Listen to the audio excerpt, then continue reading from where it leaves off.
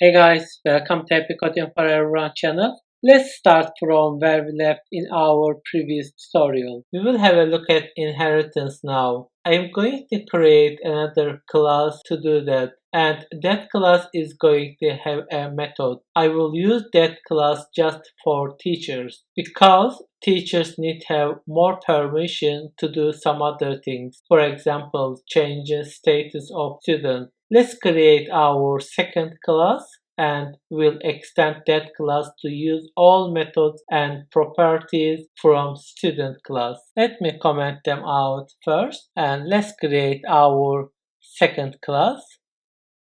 As you see, this is our first class.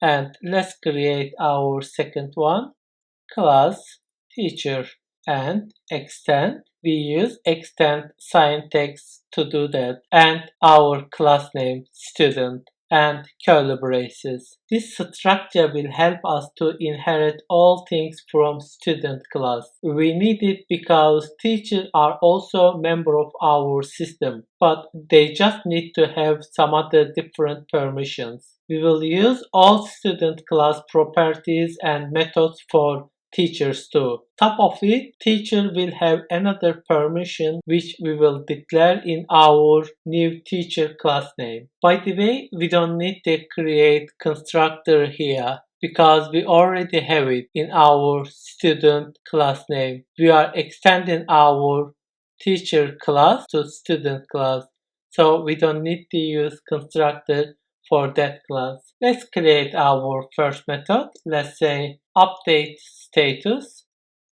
and barracks, then student and curly braces. I'm going to use if statement for this example. If student status equal active, curly braces, student status equal inactive, and else student status equal active. So when we run that method, it's going to check the existence status of user. If existence status of user equal active, then it's going to make it inactive. Otherwise, it's going to make it active. Let's display it on our console. Console log student status and semicolon. And let me copy that one and paste it here. We need to put another semicolon here and paste it that console log message. And let's create a teacher object. Let teacher user equal new teacher teacher1, and let me get it down. Email1 at teacher.com.